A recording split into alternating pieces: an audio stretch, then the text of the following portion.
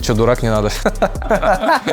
Люди задаются вопросом, а почему вы посмеялись одновременно? Насколько ты вспыльчивый человек? Я не люблю людей, которые задают подобный вопрос. Не могу сказать, что ты прям был уверен, что это правильное решение. Я хочу играть в Европе. Батраков легко может играть в Баварии Мюнхен или Барселоне. Ну ты сейчас как девушка говоришь, финты, скиллы. Он может добиться мировой славы. Тебе дают паспорт США. After 5 years, Nair Tiknezyan will be best left defender in the world. Лютый вообще, это red flag, я считаю. Ты постареешь уже окончательно. Я займу твое место и сяду на этот стул. Я зарабатываю столько, чтобы купить твою жизнь. У меня есть план свергнуть с поста главного тренера. Цервена Звезда будет твоей единственной командой за пределами России. Окей, let's go.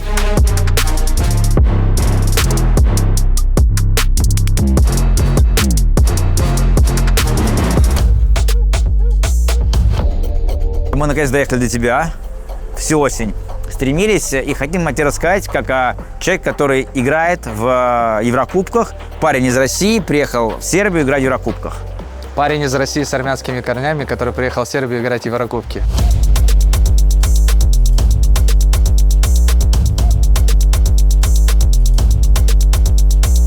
Скажи, о чем ты думал самым неожиданным за последнюю неделю? Последнюю неделю я готовился к игре против Лиля. Это действительно важный матч был. Мы его играли вчера, насколько ты знаешь, и одержали победу в очень трудном противостоянии. Эта победа дала многим сейчас уверенности, в том числе и работникам клуба. Например, вчера после игры в раздевалке я уже один из последних, так получилось, потому что профессионал. Вот, и уборщица была в раздевалке, и она мне сказала: спасибо вам большое за то, что вы победили. И знаешь, для меня это значит очень многое, как для футболиста, для спортсмена. От одной только мысли, что ты можешь дарить людям радость, улыбку и счастье, занимаясь своим любимым делом. Наир, но меня что удивляло, приятно удивляло последние несколько недель, это новости. Наир Tiknezyan интерес ему проявляет Ланс, Порту. Когда мы сыграли Спорту, мы действительно сыграли очень хорошо, структурно, компактно. Были моменты, более того, мы могли победить такого серьезного, сильного соперника. После матча ко мне подошел один человек из тренерского штаба. Я не знаю, может, это был второй, третий тренер. Он пожал мне руку, поблагодарил за игру и сказал, что ты показал сегодня хороший перформанс. Я тогда себя поймал на мысли, что, возможно, как-то я их заинтересовал, но в тот же миг это все и закончилось. У меня есть здесь задачи, я играю в таком большом клубе, и я не могу просто растрачивать свое время на вот эти вот слухи. Безусловно, это приятно. Тебе какой нравится больше паспорт, португальский или французский? Давай так, на сегодняшний день армянский, сербский и русский. Вот какие паспорта мне нравятся. Не странно ли для тебя, что я имею 3 паспорта? Нет? Просто минус в том, что я не знаю, к сожалению, ни армянского, ни сербского языка, но это такой нонсенс маленький. Безусловно, это большое преимущество для меня. Что касается французского и португальского, все впереди, посмотрим. Алексей Батраков – главный талант РПЛ по версии Наира Tiknezyan. Этим летом за лучшим бомбардиром РПЛ приходил Неом, новый суперклуб из Саудовской Аравии. Батраков Неому отказал, и пока главная звезда команды Александр Ляказет. У инвестора клуба, наследного принца Саудовской Аравии, грандиозные планы. Неом – это не очередной бесконечно богатый клуб с дорогущими звездами. Неом еще и город будущего. Без машин, с нулевым выбросом углерода, уникальным проектом «Зеркальная линия» и большими инвестиционными возможностями. Создание города обойдется в $500 миллиардов, и пока он только строится. Но ожидания от него огромные. Неом поможет Саудовской Аравии снизить зависимость от нефти, он будет привлекать бизнес и туризм и должен стать центром международных инвестиций. Инвестировать с умом звучит как отличная стратегия. Максимально выгодно это делать с Альфа-банком. Прямо сейчас он дает возможность каждому из вас стать инвестором и получить 10 тысяч рублей. Все просто. Заходите в Альфа-инвестиции, открываете брокерский счет, пополняете его, приобретаете любые ценные бумаги и получаете 1000 рублей. Важно, успейте совершить первую инвестицию до 15 января. За инвестиции в течение 5 месяцев подряд вам начислят 10 тысяч рублей. Забирайте и зарабатывайте еще больше вместе с Альфа-инвестициями.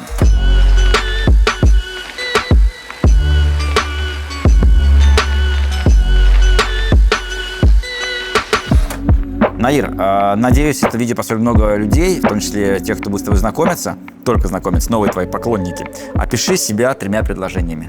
Эмоциональный, справедливый, прямолинейный. Была новость про «Спартак», когда ты мог в «Спартак» перейти, была новость на sports.ru, и там был самый заплюсованный комментарий. Знаешь, какой? Давай. Даром не нужен «Спартаку». избалованный, токсичный, с зашкаливающим ЧСВ и невнятными перспективами в плане уровня игры. Человеку виднее, я думаю, надо прислушаться. Оставим этот комментарий без комментариев. Как возник вариант с «Червяной звездой»? Он был Очень- достаточно резкий, как я понимаю. Очень спонтанно, неожиданно. Это был конец мая. Мне позвонил, опять же, наш любимый, всеми любимый друг, немногословный Саша Клюев, и говорит, есть вариант с Цервенной. Я сказал, супер. На следующий день мне позвонил Марко Марин, спортивный директор, и в прошлом Да. очень хороший именитый футболист. Да. Наш диалог продлился 5 минут. Саша был переводчиком, но с его переводом с английского на русский это катастрофа. Я включил все свои резервы, чтобы вступить в прямой диалог с Марко Марином. И когда он мне сказал, у нас план попасть в Лигу чемпионов, крайний случай Лига Европы. Мы в тебя верим как футболиста, мы ознакомились с твоим портфолио. Портфолио. Или профилем. CV, да. Да. На что я ответил, окей, let's go. И это очень запало ему в душу. Он, Марко Марину, он после сказал, что для него это было ключевым. И, в принципе, для меня тоже. Я услышал те слова, которые необходимы любому футболисту и спортсмену, что в тебе заинтересованы, в тебе нуждаются. Раскрою небольшой секрет. Баскетбол в Сербии – самый важный вид спорта. Эти слова нового тренера сербской баскетбольной сборной – чистая правда. На Олимпиаде в Париже команда выиграла бронзу. Главная звезда НБА прямо сейчас – Никола Йокич. А еще в Майами сверкает Никола Йович. Оба они уехали в Америку из белградской Меги. За моей спиной ее домашняя арена. Кстати, она носит имя Ранко Жиравицы. Под его руководством сборная Югославии выиграла Олимпиаду 80 в Москве. Сейчас Мега вместе с боснийской Игокеей и также лучшими российскими клубами участвуют в новом турнире Винлайн Баскет Кап. Это первый за долгое время международный турнир в нашей стране. И, кстати, Мега уже сотворила сенсацию. Обыграла не только Локомотив Кубань, но и лучший клуб России ЦСКА. Винлайн Баскет Кап стремится к стандартам НБА. Каждый матч турнира – большое событие не только для фанатов баскетбола. Игру окружают яркие шоу с участием звезд и выступления крутых артистов. А еще Винлайн Баскет Кап – первый шаг в долгосрочном партнерстве Винлайн и Единой лиги ВТБ. Вместе они поднимают уровень российского баскетбола на новую ступень. Винлайн, как всегда, делает разницу. Подписывайтесь на соцсети Винлайн Баскет Кап по ссылкам в описании и QR-кодом на экране. И следите за баскетболом вместе с Винлайн. И мы сидели в Да, Ереване. да. Сидели в Ереване в начале июня. Я приехал своего брата поздравить с рождением сына. Помню. Да, и ты был в сборной, ты приехал к нам на там, час. Мы сидели в центре, и ты так сказал, слушай, вот здесь вариант с Цервеной. И не могу сказать, что ты прям был уверен, что это правильное решение. Конечно. Ты как-то сомневался, колебался. Нет, разве? Наоборот, да. Сомнение – это абсолютно нормально. Если бы этот шаг был неправильный, но можно сказать, что карьера бы пошла под откос. И волей-неволей ты будешь об этом думать, ты будешь взвешивать все за, против. Тем более на тот момент был еще один вариант, помимо Цервенной, это Слован Братислав. И как бы, конечно, для меня Цервена гораздо больше, чем клуб, но так или иначе ты думаешь, ты общаешься, ты звонишь Марко Николичу, ты звонишь Ивице Оличу. Я спрашивал в основном только про футбол, футбольную составляющую. Меня в последнюю очередь интересовали рестораны, я не знаю, кафе, бары и так далее. Ты даже мне сейчас за кадром задал вопрос, ты знаешь какой-нибудь хороший ресторан? Нет, я питаюсь в отеле, где наша база, и периодически мы с женой ходим в одно местечко хорошее, но это не ресторан. Наир, знаешь, что я предлагаю? Чтобы чуть-чуть разнообразить твою жизнь, мы тебя сегодня отведем в армянский ресторан в Белграде. С удовольствием, Нобель. Хорошо? Я даже не знал, что он здесь есть. Как Спасибо считаешь, как большое. называется? Арарат?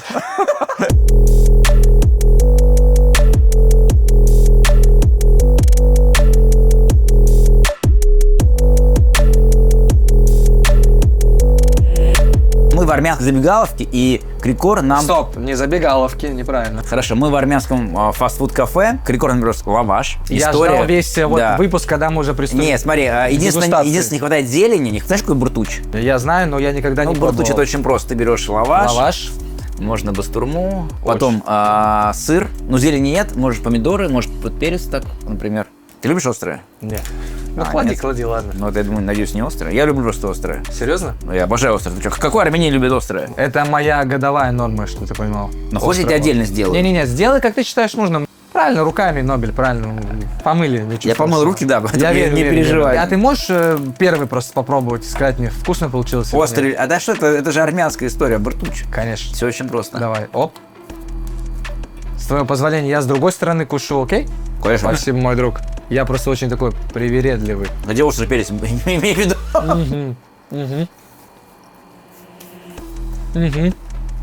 Острый. Наир, имей в виду, что это остро было. Наир, я тебя предупреждал. Острый это опасно. Спасибо, Нобель. Мое знакомство. И я тебе сказал, с данным что блюдом я не просто удалось. это армянская закуска. Как всегда, тебе поверил. Но я сказал, это острое. Я сказал, не надо, и надо было тебе по-другому делать. Ой, хорошо Да, стало. давай выпей воду. Больше не делай так. Ради меня я тебя прошу. Наир, знаешь вообще, в чем уникальность вот такого армянства? Что в любой точке мира Белград — это не город, где собрана большая армянская диаспора. Даже здесь мы нашли Арарат и, соответственно, армянская еда. Тут потрясающий владелец, зовут Крикор. Очень приятный человек. Он родился в Бейруте, ну, живет последние годы здесь. Когда я сказал, что тут парень играет, он футбол не любит, когда я сказал, что парень играет, игрок сборной Армении, у него прям глаза загорелись. Я прям увидел, и он так тебя ждал. Когда ты пришел, он тебя поприветствовал отдельно. Сейчас твоя зарплата в Цервени Звезде 600 тысяч. Это чистыми, правильно? Да, А у тебя в Локо была такая же зарплата? больше. Больше? Так, то есть ты пошел на понижение ради Цервены, ну, ради переезда сюда. Да. Как ты тебе объяснял? Объяснял это тем, что я хочу играть в Европе. Вот Бог дает возможность играть в Европе, играть в старте, выходить и быть основным футболистом такого большого клуба.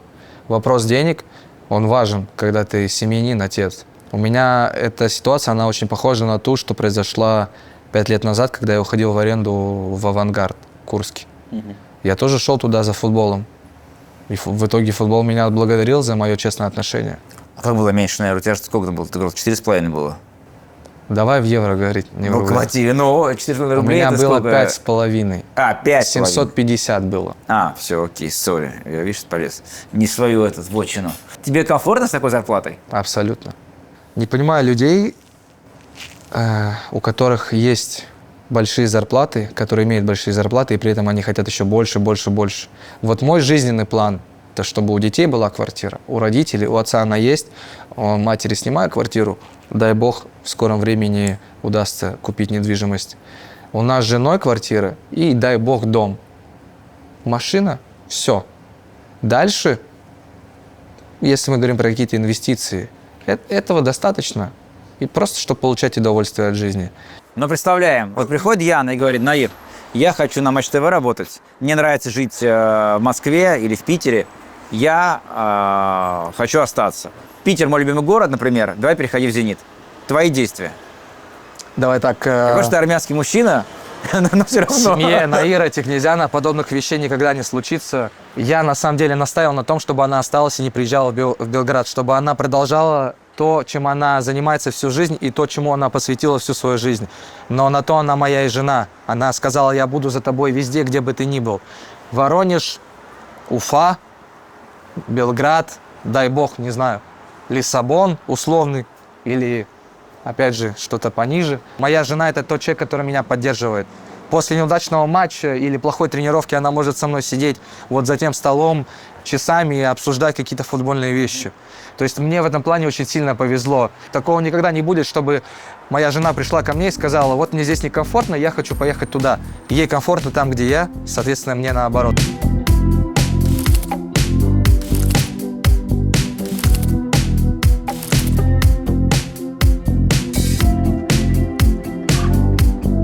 У Наира очень большие амбиции. Ты вообще там такие Например? амбиции, которые, ну, это человек, который хочет очень многого достичь в футболе. Очень многого. Несмотря на то, что ему там уже вот 27-й год идет, да, вот он до сих пор считает, что и верит в то, что он, и я в это верю, что он может добиться вообще там мировой какой-то славы. Выиграть и- Лигу чемпионов. И в том числе и это тоже почему нет. Это мечта, вот это мечта, наверное. А как ты вообще проживаешь здесь?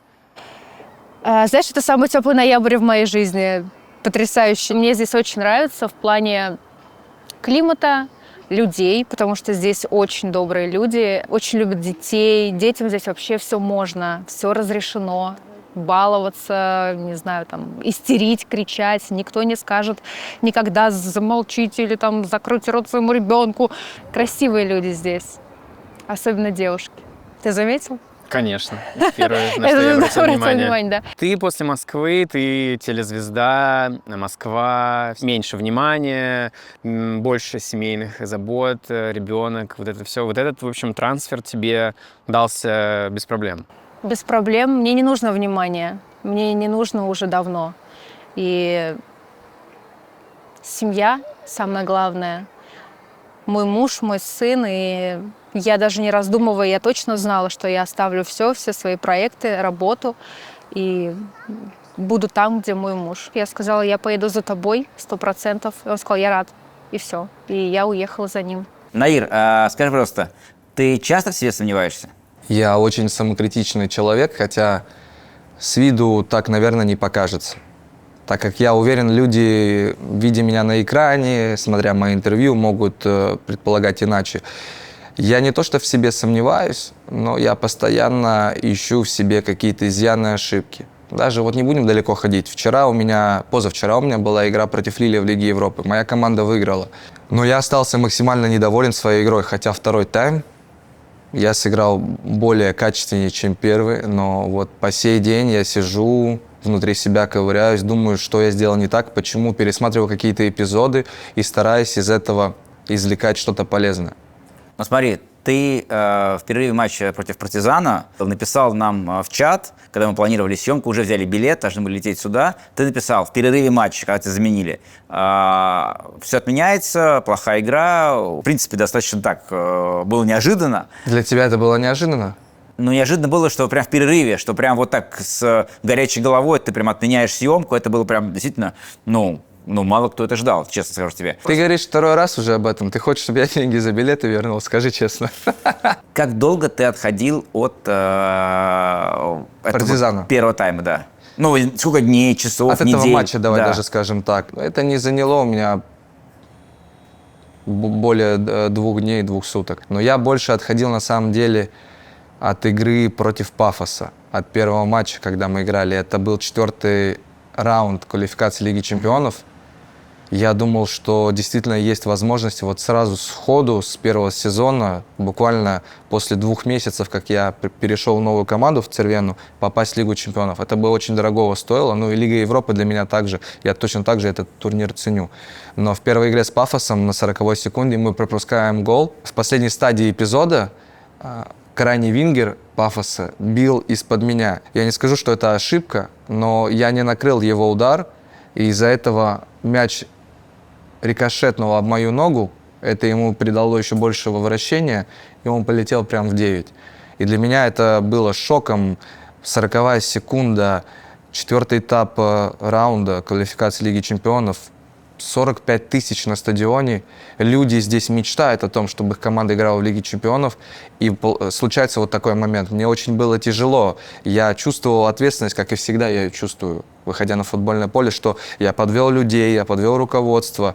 Есть у меня, к сожалению, с этим не то что проблема, а вот моя особенность. Я очень гиперответственный. И это не есть хорошо для спортсмена. Вот так вот постоянно шатает из стороны в сторону. И вот он, и вроде все хорошо, ладно, все, я забыл, я отпустил.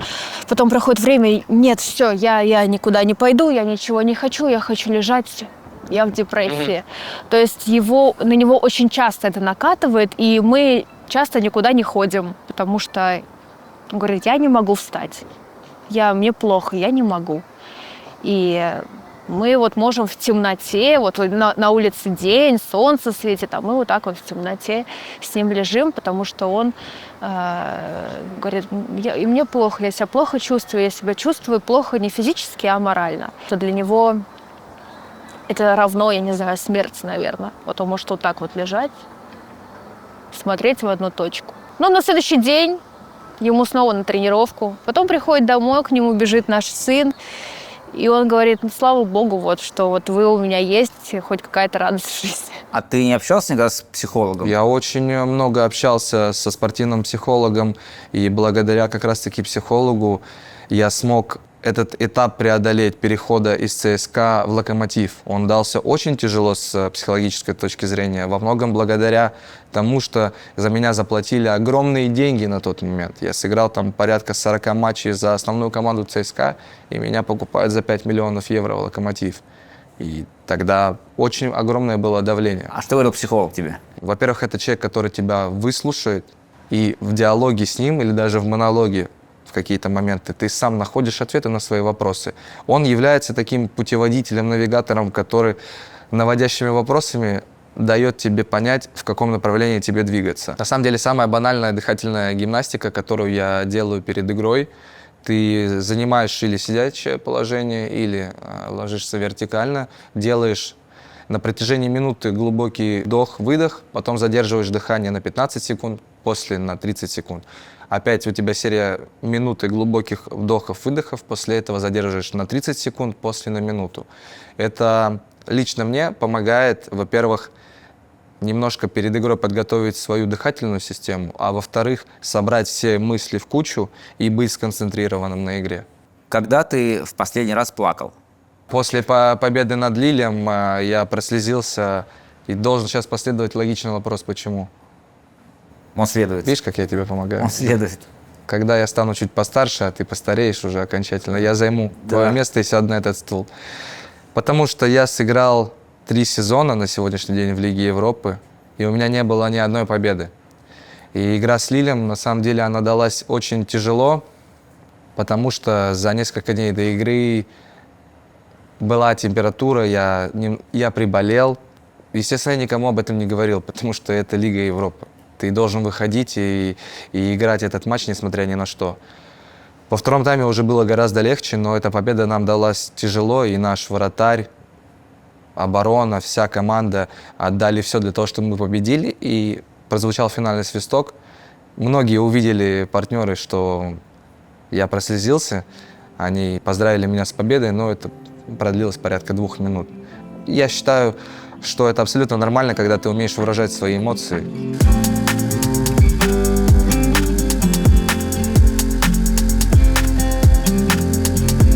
Кто главная звезда нынешней Цервены?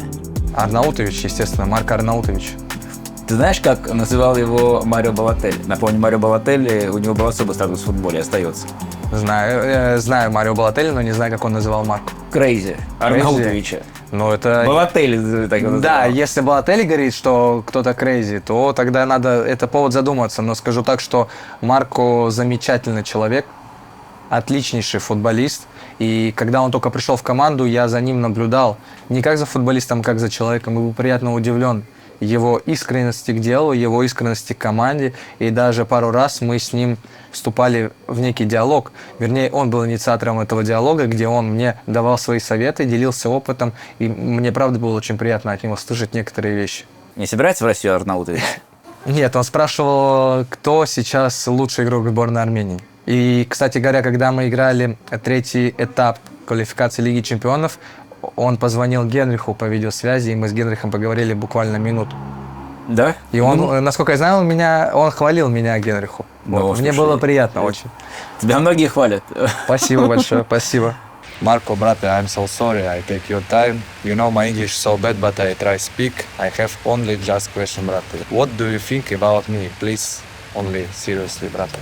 Like person-wise, outside football, I think you're very, very good guy. You have a big heart. You're crazy, what I like, positive way. You're very professional. You want to be a big player one day. When we jump to the football side, I think very good qualities, a lot of qualities in running. You're very quick. Left foot is amazing. I think the right foot, we can train a little bit.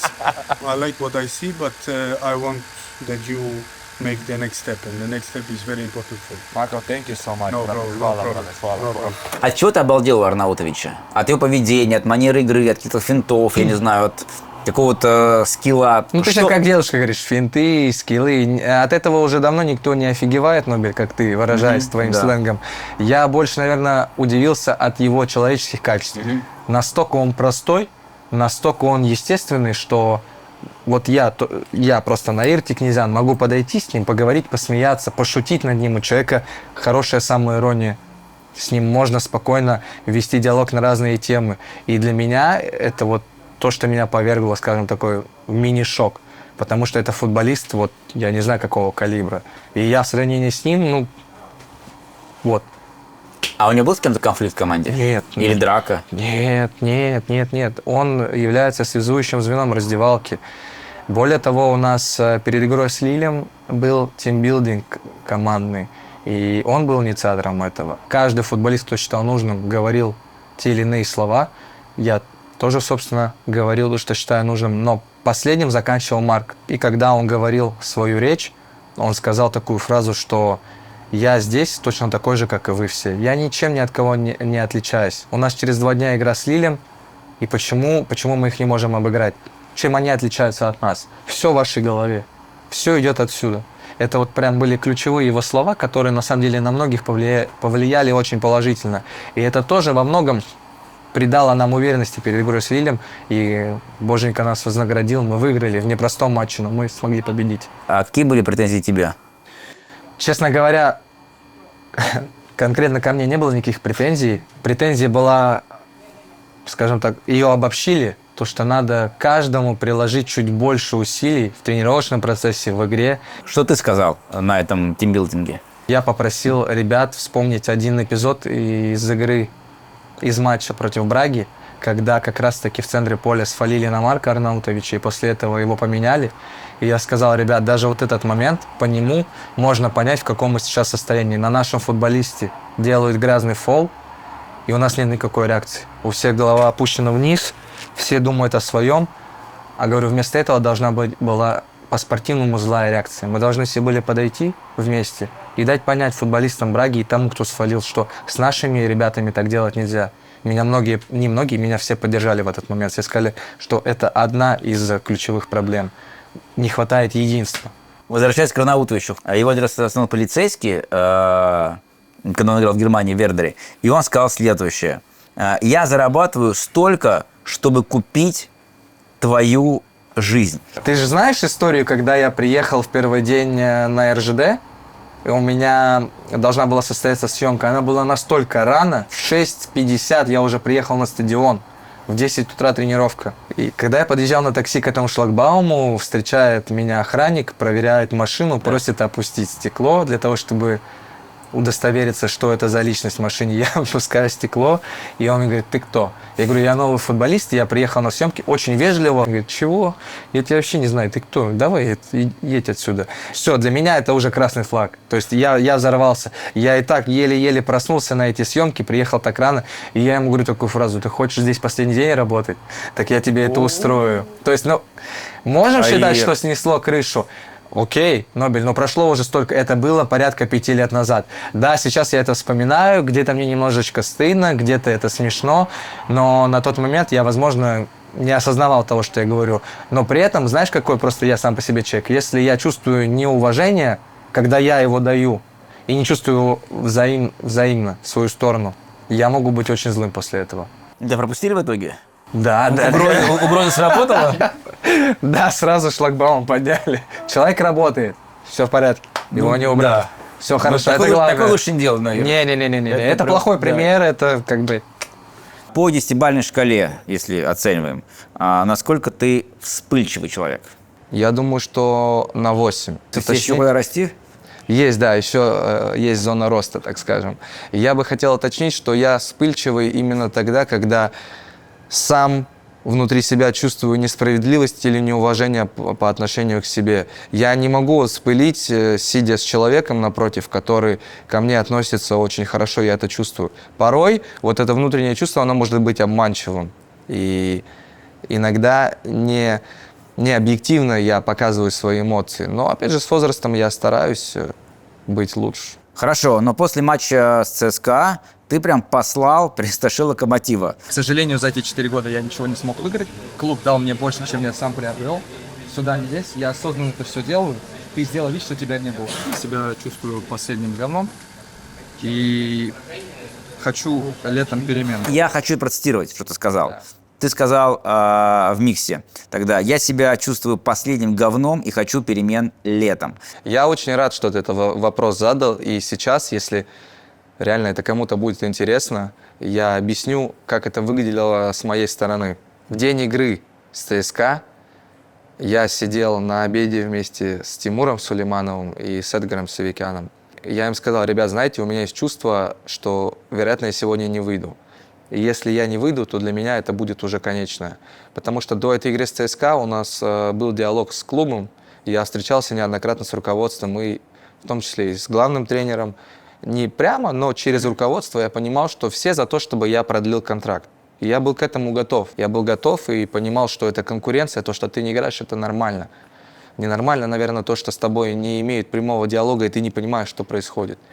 И, собственно, так оно и случилось. Я не вышел ни на минуты, хотя в первом круге мне удалось забить в ворота ЦСКА победный гол, а здесь я не получил ни минуты, и мы эту игру тоже, по-моему, сыграли в ничью. И когда я зашел в раздевалку, я уже был с четким пониманием того, что я пойду в микс-зону и сделаю заявление, которое покажет и вышестоящему руководству Локомотива, и тренерскому штабу, что я не хочу ни продлевать никакой контракт, и я надеюсь, что мне удастся уйти. Я зашел в микс-зону, и когда я туда шел, я шел только с одной мыслью: полностью нести ответственность за те слова, которые я скажу, самому. Я Артему сказал в очень грубой форме. Более того, я перед ним извинился, и это было несколько раз. Я точно так же тебе могу сказать, что 2 его прекрасных дочери являлись, по крайней мере, персональными болельщицами моими. У каждой есть моя футболка. Мы с Артемом в очень хороших отношениях, по крайней мере, были. Сейчас мы с ним общаемся меньше. Я тогда не хотел ему навредить. Представь, я бы ему сказал: Артем, отойди, пожалуйста, да, я скажу. Руководство бы это увидело, они бы ему сказали: почему ты не остановил футболиста? По какой причине он говорит то, что не должен условно говорить, хотя я в своих словах не вижу ничего плохого в сторону клуба. И я сказал ему в грубой форме, потому что уже был, как ты заметил, на эмоциях, я же эмоциональный. Да. И, к сожалению, здесь я не смог совладать со своим темпераментом и сказать ему в более корректной форме. Но я извинился, и это самое главное. Было неоднократное количество раз, когда приходили предложения от европейских клубов, и в том числе от одного топ-клуба российского, самого лучшего клуба в России. И Локомотив принял только... Это «Зенит». Да. И Локомотив принял только предложение от «Зенита». И очень быстро, очень оперативно. Но при этом отказали всем тем, кто был из Европы. И я из уважения к клубу ни разу не пришел в кабинет к начальству, не постучался в дверь и не сказал: ребят, отпустите меня, это Севилья, это Лиганес, ребят, это Бундеслига, отпустите. Нет, я здесь проявил уважение. И как я тебе сказал вчера, я ждал того же в ответ. И когда я не играю раз игру, 0 минут, 2, 0 минут, 3, 5 минут, почему нельзя прийти к футболисту? Подожди. Почему нельзя прийти к футболисту и сказать: Наир, вот сейчас такая ситуация. Условно, тренер тебя не видит на сегодняшний день даже игроком резерва. Но потерпи, пройди эту ситуацию, мы с тобой, мы поддержим, поможем. То есть тебе не хватало диалога? Не было ничего. Мне всегда его не хватает. То есть ты считаешь, что если было больше диалога с Локомотивом, с руководством Давай Локомотива? конкретно, если бы было больше диалога с главным тренером. С тренером, да. Ну, хотя бы или с руководством. С руководством было. С Дмитрием Николаевичем Ульяновым. По сей день я с ним могу переписываться. Я его приглашаю на игры в Белград. У меня к нему огромное уважение. Он человек слова. Как он сказал, он так и сделал. И он до последнего переживал за мою судьбу в Локомотиве. И он был одним из тех немногих, кто действительно хотел меня переподписать и оставить в клубе. Наир, подожди, но ты говоришь, у меня не было обиды, нет обиды на Локомотив, но из того, что я слышу от тебя, опять-таки честно, Это не обида. но ты говоришь, вот они не отпустили меня в Лиганес, в Севилью, Вердер, приняли... Имели полное право. Имели право. Имели право. А То кто есть ты не сказал, что обижен нет? на них? Нет. Ульянов — человек слова, а Галактионов — человек слова? А у нас с ним не было диалогов, где создавались такие условия, в которых он бы что-то говорил, и потом ему приходилось за это отвечать. Конкретно Галактиону я не смогу тебе ответить, человек он слова или нет. Еще, Нобель, по поводу ситуации вот всей этой, понимаешь, какой был диссонанс в голове, когда руководство клуба, Нагорных, Леонченко, Ульянов говорят, что ты один из лидеров команды, мы все за то, чтобы тебя продлить, а потом ты 3 матча можешь не играть, 0 минут. Ну, какой диссонанс происходит в голове в этот момент? Как мне рассуждать? Наир, ну подожди, я здесь не хочу выступать адвокатом, но тебе говорят так руководство клуба. Они могут так считать, но руководство клуба доверяет команду тренеру. Тренер тоже не вечный, его могут убрать раньше тебя, например, да, после любого матча. И если так считают Нагорных, да, или Ульянов, он имеет так право. Но если не ставит тренер, на это не влияет, ну, не должен влиять президент клуба. Не говорите тогда футболисту, если они же имеют прямой контакт с тренером, тренер так или иначе делится какими-то моментами, связанными с футболом. Ну, Я не тренер говорю, же может сказать, что, например, ты в плохой форме. ну, Например. мне... Или ты не входишь в тактические Хорошо, какие-то окей. мысли его. Я в плохой Например. форме, вот ты правильно говоришь. Да. Я в плохой форме, или Вася Пупкин в плохой форме. Есть телефон, Тикнезян, зайди в тренерскую. Зашел. Здесь ты не добежал, тут ты неправильно сделал, тут ты в плохих кондициях, поэтому ты не играешь. Очень обидно бы было, что тебя критикуют, говорят, что ты делаешь что-то не так, но ты за это бы уважал, за честность. Почему для меня Марко Николич и Ивица Олич одни из тех тренеров вот по типажу, с которыми бы я хотел работать. То же самое и про тренера Красной Звезды могу сказать, Цервены. Потому что это люди, которые имеют с тобой прямой зрительный контакт. И они тебе говорят то, что считают нужными. Тренер – это босс. И он решает, будешь ты играть или нет. У тебя был контакт зрительный с Галактионовым?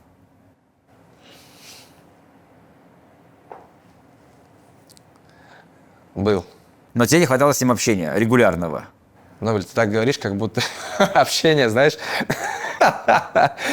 делового общения, давай так, окей? Но я говорю про деловое общение, не Ну, говорю вот про конкретизируй, дружеское. Нобель. Хорошо. То есть я правильно понимаю, что проблема была в том, что Галактионов тебе не объяснял, почему ты не играешь?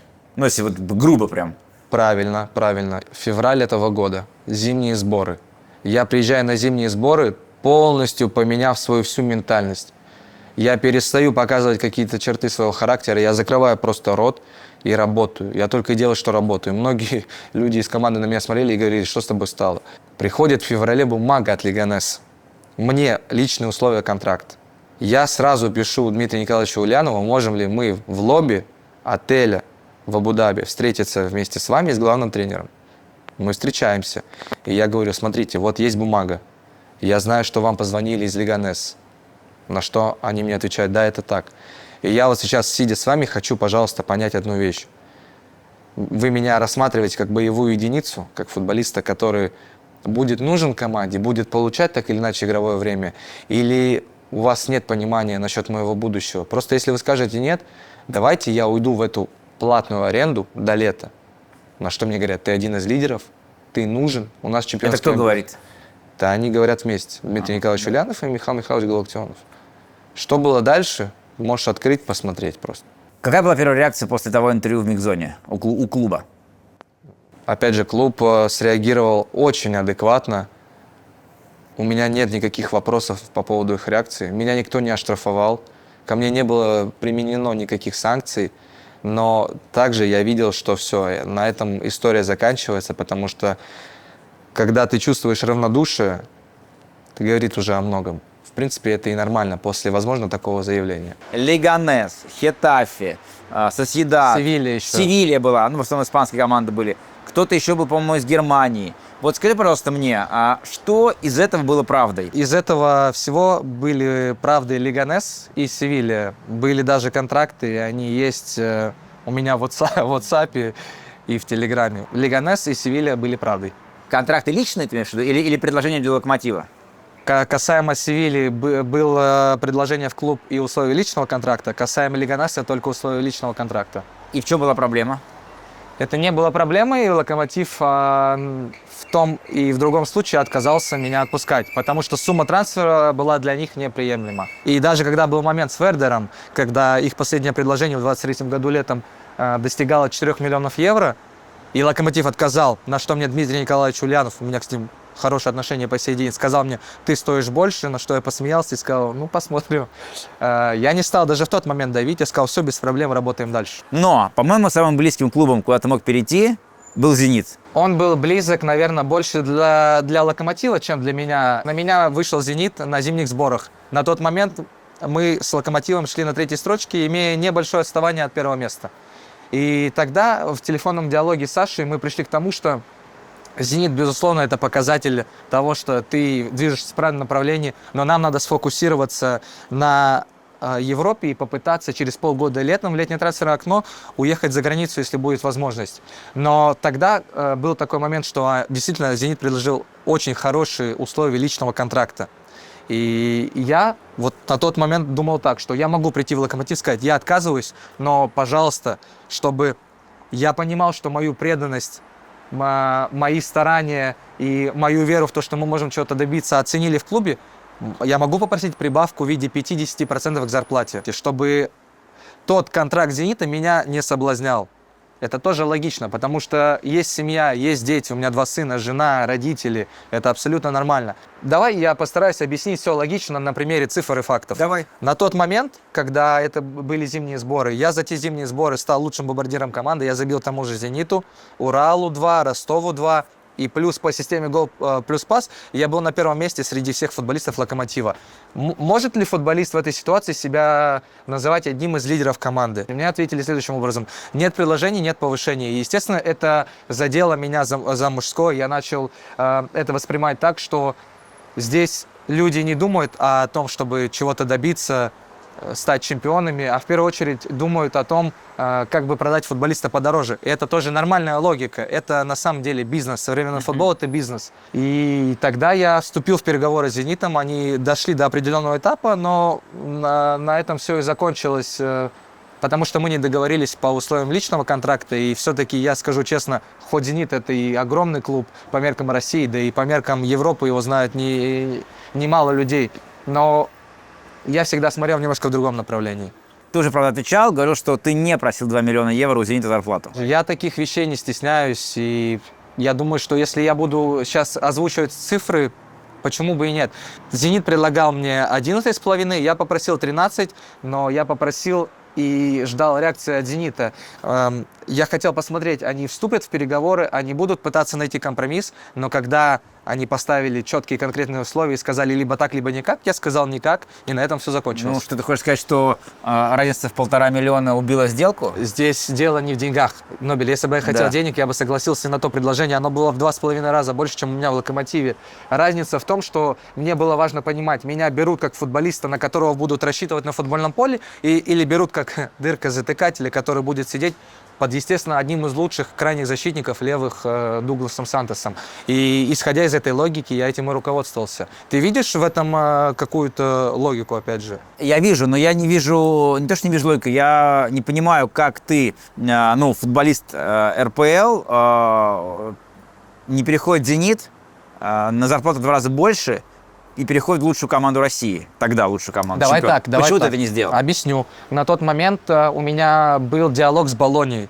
Ага. На тот еще момент... «Болонья» была? Ну, там не было никакой бумаги, там был диалог. Да. Был диалог с «Бетисом». Но понимаешь, вот за эти 3 года я уже просто осознал и понял, что клубы из Европы, они будут очень тщательно за тобой смотреть, и им важно все, их интересует все, что связано с твоей личной жизнью, с твоим характером, с твоей ментальностью. И тогда мне казалось, что если мне позвонили из «Болоньи» или из «Бетиса», я поговорил с ними в видеоконференции, 99% трансфер состоится. Но это далеко не так. Хорошо, но как эта история сочетается с тем, что цель уехать в Европу? То есть ты считаешь, что в этом главный твой успех как футболиста может случиться? Я считаю, что сейчас в связи с той ситуацией, которая происходит у нас в мире, непростой ситуации, российские клубы лишены возможности участвовать в Еврокубках. Так или иначе, Еврокубки – это вишенка на тортик. Вчера мы обыграли Лиль. Это моя первая победа в Еврокубках. Я сыграл 3 сезона в Лиге Европы. За там сколько? 12-15 игр. Я только на пути к тому, чтобы чего-то добиться. Но может быть такое, что я не приду к тому, чего я действительно желаю. Трофеи, победы громкие какие-то. Но, по крайней мере, я пройду этот путь и буду перед собой в конце этого пути честен. Перед самим собой. Я сейчас сыграл 4 игры за вот эти 2 месяца в Лиге Европы. И плюс сыграл несколько очень хороших матчей за национальную сборную. Я думаю, надо быть дураком, чтобы не признавать того, что это абсолютно другая динамика, это другое давление, это максимально некомфортные условия, как для футболиста, когда ты играешь против сильного оппонента. Тебе постоянно приходится думать, анализировать во время игры, после игры, до игры. И это зона роста, согласись. Давай так, в России ты 3 раза можешь за 2 месяца сыграть с Краснодаром, будучи футболистом ЦСКА, 3 раза сыграть с Оренбургом. При всем уважении, я не хочу сейчас показаться человеком, который будет говорить плохо об уровне чемпионата России. Но опять же, есть факты, есть цифры и понимание того, что европейский футбол – это совсем другое. Поэтому от этого у меня такая и, как ты говоришь, мания попробовать свои силы. Твоя цитата одна, надеюсь, полная. «Обидно, когда за человека был готов лечь костьми, а в конечном счете оказался изгоем, никому не нужным». Это сказал про Галактионова. Что он тебе сказал? Вот на эту фразу? Да. Ничего. Почему были сказаны эти слова? Потому что произошел момент, с которого, я считаю, все началось. Это я получил повреждения. Я пытался форсировать свое возвращение на поле. К сожалению, сроки затянулись. Это была моя первая мышечная травма, слава богу. И там помимо повреждения были еще другие моменты, связанные с обычной жизнью, с бытом. И я помню, что на тот момент была кубковая игра против Урала, после которой Михаил Михайлович сделал заявление о том, что он хочет инициировать встречу с руководством и, грубо говоря, уйти в отставку.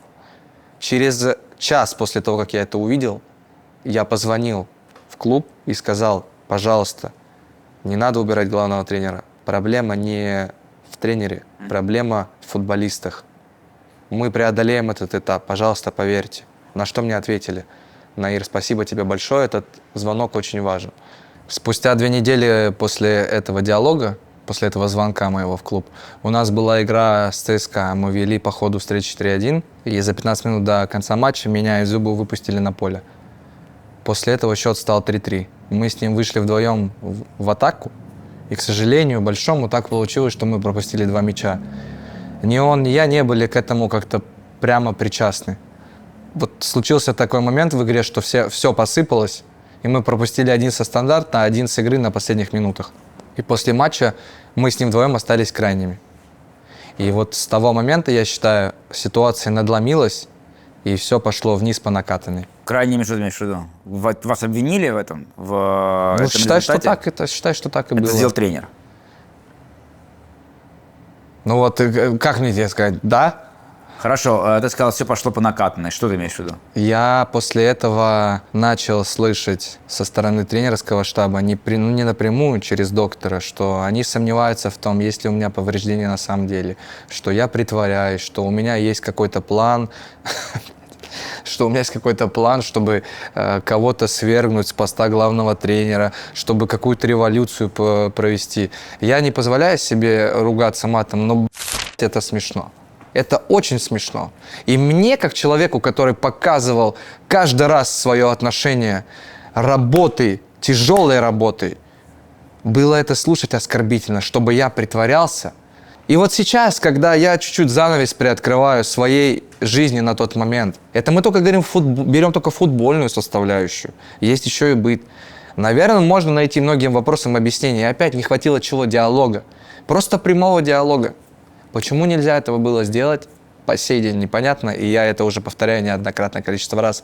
Значит, так и должно было быть. Наир, давай закруглим тему с твоей легендарной микс-зоной, когда ты все так умело и оперативно сумел в своей голове организовать. Мы тебе будем ситуацию описывать, а ты на них реагировать, как будто ты выходишь в микс-зону. Давай. Договорились? Давай. Первый случай. Цервена Звезда выиграла Лигу чемпионов, а ты, как назло, перед сезоном перешел в АПЛ в команду Тоттенхэм, который вылетел в чемпионшип. Наир, как итоги оценишь сезона? Правильно был переход? Если так все сложилось, значит, так и должно быть. Я очень сильно поздравляю Цервену, они этого действительно заслуживают. Конечно, у меня остается доля разочарования того, что я не смог стать обладателем Лиги чемпионов, но надеюсь, что мне удастся вернуться в английскую премьер-лигу вместе со своим новым клубом.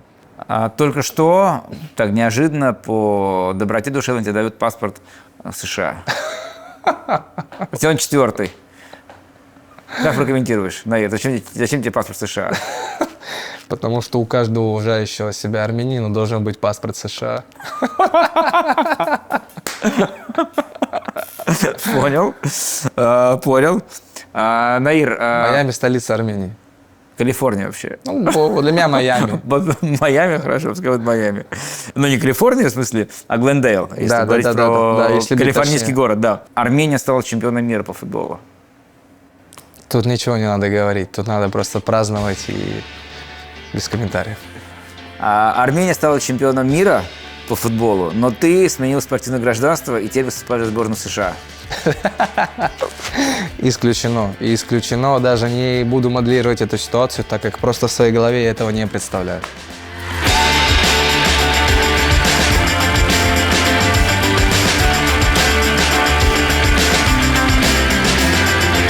Как у тебя с сербским языком? Знаешь, сербский язык, он в некоторых вещах и моментах схож с русским, но, скажу честно, порой бывает тяжело. Я знаю пару-тройку выражений, и этим пока мой сербский язык ограничивается. Объясню почему. В команде много английского, английский тоже мой на очень плохом уровне, но я понимаю большинство, что говорят. Плюс есть человек в клубе внутри, который переводит мне сербского на русский.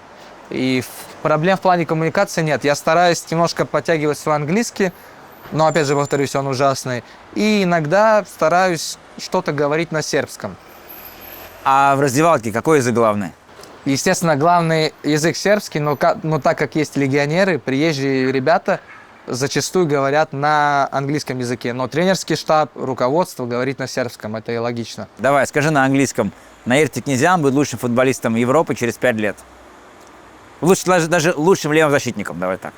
Я сейчас не хочу опозориться на камеру, но так как мы договорились, что это будет все естественно, искренне, открыто, давай я попробую, но ты меня поправишь, правда? Я это поправлю, да. Окей, давай так начнем. After 5 years ago, no. Go, no. After 5 years, Nair Tiknezyan Will be? will be Best player? Best left defender in the world.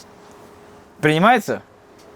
Ты Принимается? слышал этот акцент мой? Вот в конце я добавил. Я Надеюсь, слышал. я не опозорился. Я уверен, если бы я задался целью выучить сербский язык, это бы далось мне гораздо легче, чем армянский и английский, безусловно. Хайрес хочем чес? Че, Ахперес? Че хосом? Хосом чес, че?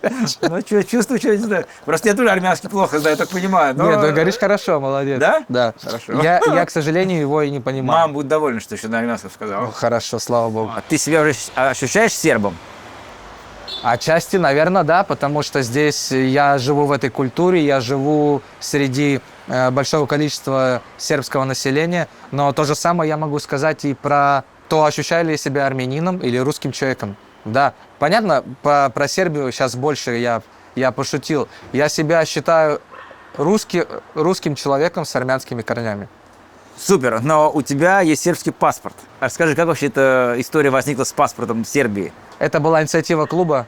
Они сказали, что это облегчит мне путешествие по Европе в случае игр в Еврокубках. И это даст преимущество внутри чемпионата. На что я ответил согласием, потому что я от этого ничего не терял. Считаю, что это абсолютно правильное решение. И слава богу, что у меня есть этот паспорт. Подожди, ну ты получил сербский паспорт За 3 месяца. за 88 дней. Как такое вообще возможно? Вот так. Это как? Не могу разглашать. Хорошо, но тебе нормально с 3 паспортами? Очень комфортно, Нобель. Вот завтра я проснусь и возьму армянский паспорт, поеду в Ереван. Послезавтра возьму сербский, поеду с Белграда в Италию 1,5 часа. Потом возьму русский, полечу в Москву. Тебе не нужна виза, да, для сербского паспорта? Нет, не нужна виза, там есть определенные правила. Ты можешь до 90 дней находиться в Европе, но надо будет выезжать, если ты это время в совокупности уже прожил в Европе. Ты уже описал, что сербский паспорт в Италию можешь поехать, но ты, как если так анализируешь, какой самый выгодный для тебя паспорт? Да я не ищу в этом выгоды, на самом деле, Нобель, но, наверное, сербский. Смотри, в Сербии надо от паспорта отказаться одной страны, в которой у тебя уже был паспорт, чтобы получить сербский паспорт. Но если за заслуги перед Сербией, можно не отказываться. Какие заслуги перед Сербией? На сегодняшний день никаких. Я думаю, что мне этот паспорт сделали авансом, Поэтому я всеми силами стараюсь сейчас принести какую-то пользу сербскому футболу. Ты знаешь, что ставил подпись под указом о твоем паспорте? Нет. Местный премьер-министр Джуро Мацут. Ты следишь вообще за политической обстановкой в Сербии? И вообще за политикой в стране? Я вообще не слежу за политикой во всем мире, потому что я спортсмен, я слежу за спортом. Ну, а ты считаешь, что спортсмен не должен следить за политикой? Я считаю, что каждый должен заниматься своим делом и заниматься тем, в чем он хорош. Ты следишь за политикой? Давай встречный вопрос. У нас с тобой диалог идет открытый абсолютно. Ну, я стараюсь, конечно. А твоя профессия журналист? Да.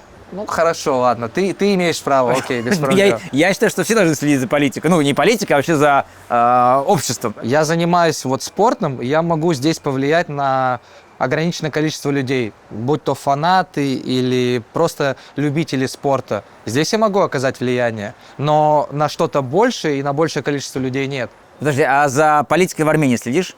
Честно, если честно говорить, то да. И что, какие у тебя мысли, что смотришь, что изучаешь по поводу именно армянской политики? И вообще ситуации в Армении? Я скажу так, что я разделяю мнение всего армянского народа. И, к сожалению, за последнее время очень много натерпелись у нас люди в стране, в Армении.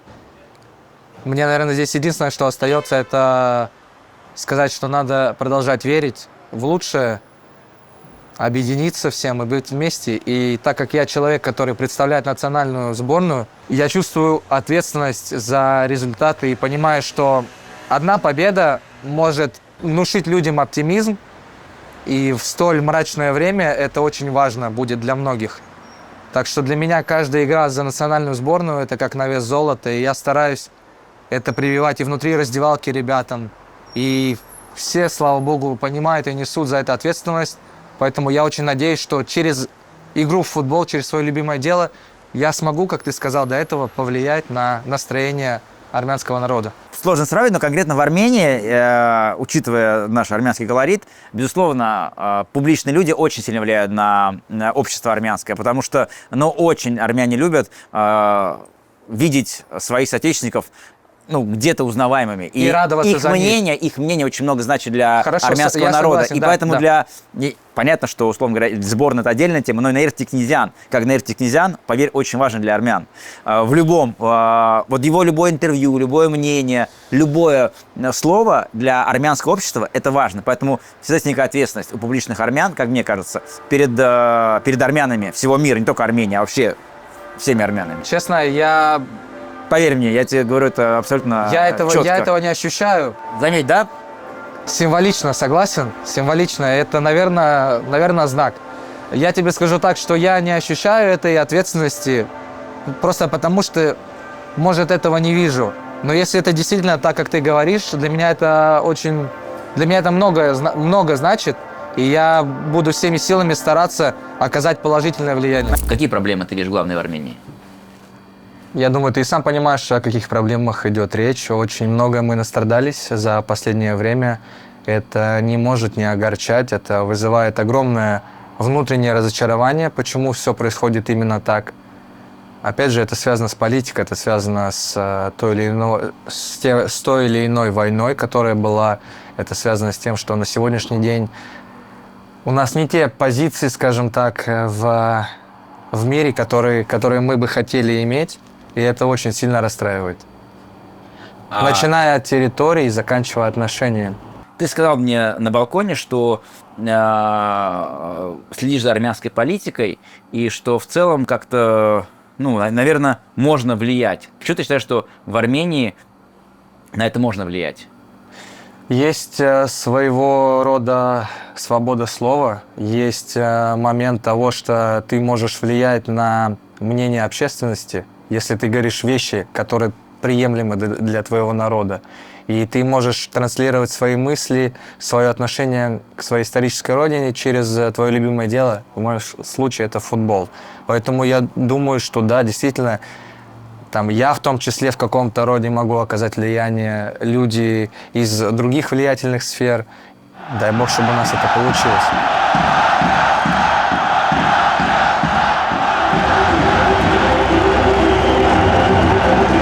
Есть голосовое сообщение от одного не безразличного к тебе человека. у тебя были моменты в тренировках, где ты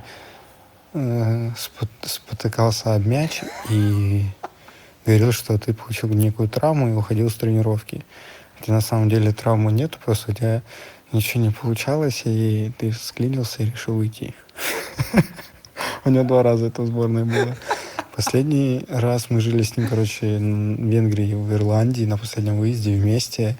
Постоянно играл в комп и спать хотел. А я всегда рано вставал и открывал шторы, еще что-то, и он ругался. Полностью сказал неправду, частично правду. Во-первых, в Ирландии и Венгрии мы с ним просыпались вместе, ходили на завтрак. Но он тебя будил, видимо. Нет, мы перед сном принимали таблетку мелатонина, чтобы как можно раньше отойти ко сну. Просыпались вместе. Ноутбук у меня действительно был, но я играл до определенного момента не допоздна, и мы часто с ним ложились одновременно спать. По поводу того, что он говорит... Уходить с тренировки, был момент, я действительно поскользнулся на мяче, почувствовал заднюю, перепугался. Это был конец тренировки, и мне сказали, все, можешь уйти. Тебе сказали, не Да, ты сказал. да, и я ушел. Все. И через минуту прозвучал свисток об окончании тренировки. Спасибо большое Эдику за то, что он, как всегда, плавит меня и делает это очень некорректно. Какое внимание к деталям у Крикора, да? Вот этот камень, как он мне объяснил, с горы Арарат. Давай я его подержу хотя бы. Ну, хочешь, просто сам факт того, что Конечно. такие детали, да, то есть такие детали. Потом смотри, это знаешь, что такое, да, этот крест Хачкар. Конечно, да? конечно. Это, естественно, музей памяти геноцида армян. Понимаешь, о чем это говорит, Мамлюк? О том, насколько в человеке привит патриотизм армянского Это народа. просто, я когда с ним Этому познакомился... стоит поучиться, я думаю. 100%. И тебе, и мне в том числе. И, конечно, и в Белграде, но еще раз, это как бы не, я не знаю, не юг России, это Самая популярная точка для армянского да, народа. это не юг России, не Калифорния, там, не Марсель, да, такие известные точки, не Бейрут, где очень много армян живет, где большая диаспора.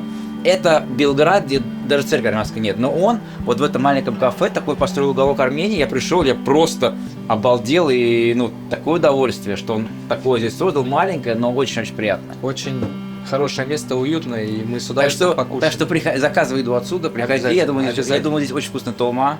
Думаю, что, 100%. наверное, и хашлама есть. В общем, И туда давай можно- скажем, что бастурма, Бастурма супер. Бастурма. Невероятно. И перец. перец. Перец мне очень понравился. До сих пор я не Да. могу отойти. Наир, вернемся чуть назад. Ты играл за сборную России молодежную. Да. И ты планировал играть за главную команду Да. России, за национальную сборную. Да. Когда ты понял, что этому не быть? Давай мы даже еще чуть-чуть подальше заглянем. Мы с тобой неоднократное количество раз связывались на тему этого вопроса моего пребывания в сборной. И один раз даже встречались в Москве, помнишь? Конечно. Ту обстановку, да? Да. Так. Люди задаются вопросом, а почему вы посмеялись одновременно? Потому что она была, неважно, какая Да. она была, в общем, да. И к чему я это? К тому, что я тебе всегда говорил на тот момент, Да. честно, что я пока сам не чувствую сердцем, что я должен быть в сборной Армении. У меня цель – это попробовать свои силы в сборной России. Теперь возвращаясь к твоему вопросу, когда это случилось. Ты тоже знаешь на это ответ. Когда я тебе позвонил перед дерби, назовем это дерби, перед важной игрой против Турции, я сказал: Нобель, я очень хочу попасть на эту игру, и я чувствую, что вот пришло это время. Как это получилось, почему я к этому пришел? Разговоры с отцом, взгляд со стороны на ситуацию, которая происходила, и плюс общение даже с Эдиком Спиртяном. Я понимал, что если я сделаю выбор в пользу исторической родины, я буду полезен, я смогу что-то дать, я смогу показать свое желание, свое стремление чего-то добиться в нашей национальной сборной. И я не пожалел ни разу об этом, потому что это действительно было, скажем так, судьбоносным и правильным решением. То есть ты так проанализировал и считаешь, что ты правильное решение принял? Безусловно, безусловно. И я даже как-то заикнулся о том, что, возможно, стоило его принять раньше, но, как говорится, всему свое время. И мне не стыдно здесь, глядя тебе в глаза, сказать, что да, действительно, я думал, что я смогу добиться возможности играть в сборной России. Этого не получилось, то есть и те или иные обстоятельства. Знаешь, есть два момента. Первый, я не попадал даже в самый расширенный список из всех расширенных списков, когда в этом списке было порядка 50 футболистов, и некоторые из них были из ФНЛ. Это первое что меня как бы надоумило на тему того, что я не нужен. Я не нужен этой сборной, во мне не нуждаются, и здесь дверь для меня закрыта. И второе, опять же, немаловажно, я понимал, что предстоящая игра с Турцией, если ты действительно себя считаешь армянином и чувствуешь, что в тебе есть что-то армянское, на такой игре ты обязан быть, неважно, на футбольном поле или на скамейке, но ты обязан быть там. И вот в совокупности, плюс, как ты говоришь, проанализировав всю ситуацию, я понял, что настало то время, когда я должен быть в Армении. Но я помню, как ты готовился к матчу с Турцией, ты думал об этом, спрашивал, интересовался. И я прекрасно помню матч в Ереване, Армения-Турция, и какие были эмоции. Да, было поражение 1-2, но это был один из лучших матчей сборной Армении. Я больше тебе скажу, что там мы сыграли 1-1, и я помню... Знаешь, на самом деле я помню каждый матч за сборную, и для меня есть два таких очень важных матча. Первый из них – это игра с Турцией на выезде, потому что я себя считаю причастным к пропущенному голу, который нам забила Турция. Было единоборство в центре поля у меня с Çalhanoğlu, и так получилось, что мяч пролетел под моей ногой. И я очень много потом пересмотрел этот эпизод и понимал, что если бы я сыграл чуточку лучше в этом эпизоде, этой атаки могло бы не случиться. Но, правда ради, та игра была очень энергозатратна, и та атмосфера, которая была на поле, на самом деле она меня нисколько не пугала. Я даже помню, был момент, я пошел брать мяч, чтобы бросить аут. В меня летели бутылки, а я просто стоял и смотрел на фанатов турецких и улыбался им в лицо. Тем самым я им показывал, что, ребят, не пройдет. Это меня нисколько не пугает. Но, к сожалению, не удалось добыть победу. И знаешь, что меня тогда больше всего обрадовало? Что в раздевалке все сидели с опущенными головами и с чувством того, что мы не дожали, мы не победили. Не было никакой радости. Но там же не хватило минут 5 до победы. Да, но это 1-0 вели, и в конце, это прям реально, я был на том матче, я прям... Было так тяжело. Было вот до слез обидно. Реально было обидно до слез. Было до слез обидно, и это говорило на тот момент о нашей ментальности. Представляешь, Турция, да, кто бы что ни говорил, но это хорошая, добротная Конечно, сборная. 100%. И мы после того, как сыграли с ними ничью, были недовольны. Были очень сильно недовольны. Это первая игра. Вторая игра – это игра против Уэльса. Когда я забил свои ворота, ты не представляешь, как мне далось потом очень тяжело вот первые там 24 часа после игры, там, на второй день. Я винил себя, винил очень сильно. И у меня есть в телефоне очень хороший видеоролик, как после этого матча я не смог сдержать свои эмоции. Я плакал на поле. И люди, фанаты, болельщики, кто был на стадионе, скандировали мое имя. Когда мне трудно или когда есть какие-то сомнения, я очень часто включаю это видео на телефоне, и оно меня воодушевляет, потому что в конечном итоге это то, ради чего ты играешь на поле. Это дорогого стоит. Кому-то это может показаться, просто поскандировали твою фамилию, твое имя. На самом деле это вот то, ради чего ты и стремишься быть хорошим футболистом, нужным футболистом. Наир, но я вернусь к ереванскому матчу против Турции. Я прекрасно помню, ты к нему готовился, все ждали тебя в Армении. Но я, честно, не мог представить... Что я выйду в старте. Да, это я мог представить. Я не мог представить другое, что ты настолько покоришь армянских болельщиков. Потому что, если честно, это было неожиданно, что ты стал реально любимчиком. Понятно, что там, внимание ко всем футболистам, но тебя прям любят. Вот как ты эту связь с болельщиками в Армении прочувствовал? Потому что я ее вижу. Очень часто именно про тебя спрашивают. Тикнезян. Не знаю, вот почему именно Тикнезян. Мне приятно это слышать, честно, очень приятно. У меня даже сейчас мурашки идут. Я этого не замечаю, если честно, особо. Я вот от тебя только слышу, что... Но с Турцией был матч, когда ты сыграл первый матч. Реально, это был очень такой эмоциональный матч. Но я помню, там тебе отдельно аплодировали. Да. Меня признали, меня приняли. В первом же матче против Турции. Ты правильно заметил, что я к этой игре готовился очень долго. Я тебе позвонил в январе, а играли мы с ними в марте. И вот тогда еще шли сборы с Локомотивом, и я на тот момент уже визуализировал в своей голове, как будет проходить этот матч, что я должен буду делать на поле. И ты понимаешь, Нобель, что если бы я свой дебют против Турции сыграл неудачно, я бы поддался большому давлению и, как это принято говорить, хейту со стороны даже наших армянских болельщиков. Многие бы говорили, ну и что ты приехал здесь, Ты вот хотел в России играть за сборную России, вот ты приехал, и что ты здесь показываешь. Поэтому у меня не было выбора, я должен был играть всем сердцем, поэтому меня и признали.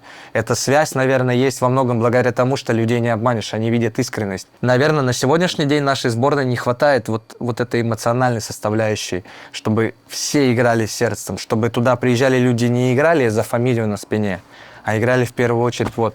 Вопрос, да или нет? Армянский учишь? На данный момент нет. Почему? Потому что Крикор, который нас тут так принимает, очень расстроился, что ты не говоришь на армянском. И я тоже этому очень расстроен. Более того, я недавно говорил, когда у меня была пресс-конференция перед матчем с Ирландией, что я действительно пытался начать занятия по изучению армянского языка, но это очень тяжело дается. Тем более сейчас, в моих нынешних реалиях, постоянные игры через 2 на 3, мало видишь семью, на это просто банально нет времени. Какое твое любимое слово или фраза на армянском? Кянкс. Слово кянкс. Это жизнь. Да. Да. Обычно ее употребляют в отношении человека, говорят, Ты моя жизнь, да. Ты моя да. жизнь, да. Это правда. Да. А Цаватанов знаешь, что такое? Нет, не знаю. Цаватанен, ты что? Это очень популярная армянская фраза, когда говоришь «Еску Цаватана», заберу твою боль. Дословно. Точно, да. Это очень сложно перевести на любой язык мира, но у армян-то есть «Цаватаном», заберу твою боль себе. Я на самом деле тоже часто это выражение говорю. Авпрес, варевде, сахпересинчка, лавем.